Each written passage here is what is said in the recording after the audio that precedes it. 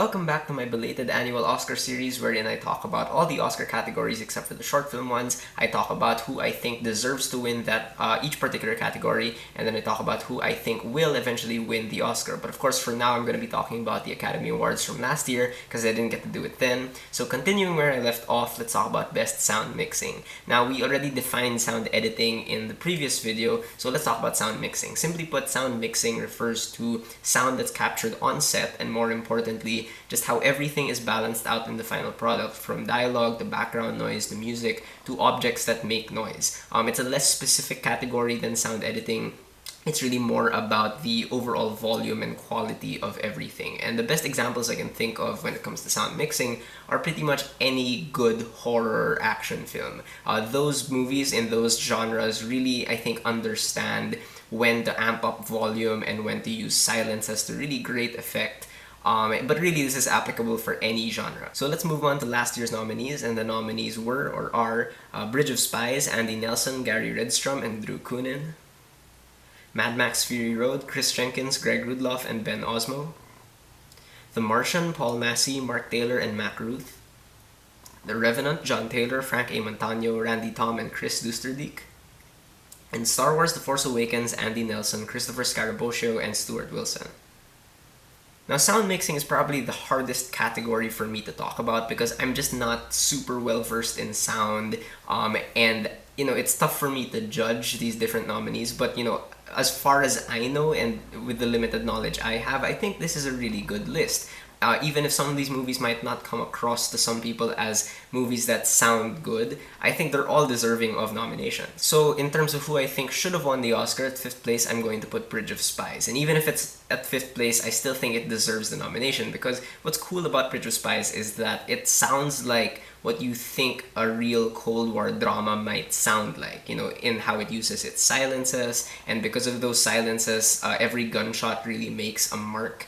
And the music only really swells up when it's necessary. And for the most part, it's a very quiet film, but it uses that sort of silence to really good effect. The only thing really holding it back from ascending the list, in my opinion, is the fact that it's a very typical film in terms of sound design. Like a lot of Cold War thrillers and spy movies do the same thing. So while it does that thing very well, it doesn't really, set itself apart, I think. At 4th place, I'm going to put The Martian. And there is much more going on here sound-wise, in my opinion, than you might think. Because so much of The Martian is essentially just characters talking to each other or talking to themselves in different environments. And what good sound design can do for a movie like this is sustain the illusion that these characters have distance between them and they're talking through different means. Because obviously when you have two characters in the same room talking to each other, the sound will come across as, kind of flat in the sense that there's no change from one character to another. But then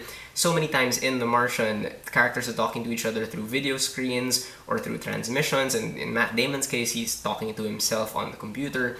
And just the way they vary the sound, it does sustain that illusion that there is distance between these characters. So I think this movie does that really well. Now, at 3rd place, I'm going to put Star Wars The Force Awakens. Now, the Star Wars series in general has always had great sound because there's so much happening on screen, but everything is just so coherent. And what I love about the sound in Force Awakens in particular is the fact that it does feel like a blockbuster from the 70s in how it uses music. If you notice, like a lot of the blockbusters now don't always have like a really loud, iconic score kind of playing over everything. That's more of like an old school technique in my opinion.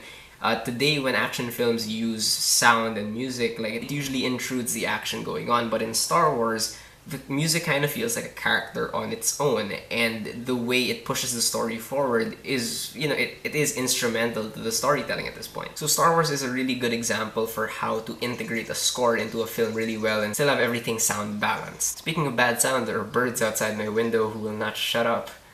And I don't know how to filter them out because I don't have a mic. Anyway, at number 2, I'm gonna put The Revenant. And what they do in The Revenant is they really made sure to make the viewers feel everything in Hugh Glass's journey.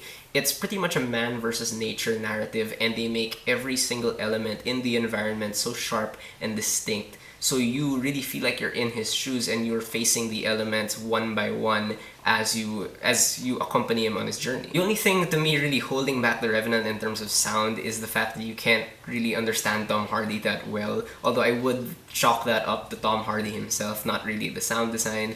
Overall, what The Revenant does is it really immerses you into the film, and sound design is really instrumental in doing that. And finally, at number 1, the movie I thought deserved to win the Oscar was Mad Max Fury Road. Again, just there's so much happening in this film, but it's a miracle that everything is so coherent. And I think the secret of the sound design in Mad Max Fury Road is the fact that it is not as loud as a run-of-the-mill action movie. I think when you look at modern action films, they equate volume to quality, so they operate under the assumption that the louder they get, the more excited the audience will be, but of course that's not true.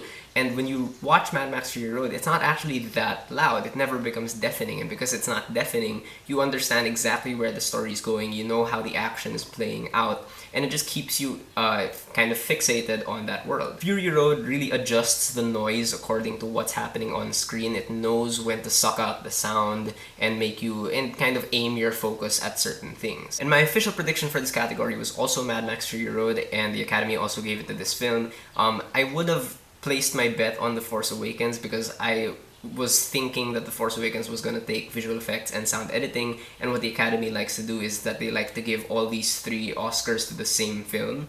But I just really thought that Fury Road was such a non-stop thrill ride that the sound would be impossible to ignore. Alright, so those are my thoughts on best sound mixing. What do you guys think of this category from last year? What do you think of the nominees? Who do you think deserved to win? Who did you think should have won? Whatever you guys thought, whether you agree with me or not, please leave me a comment. Let's have a conversation.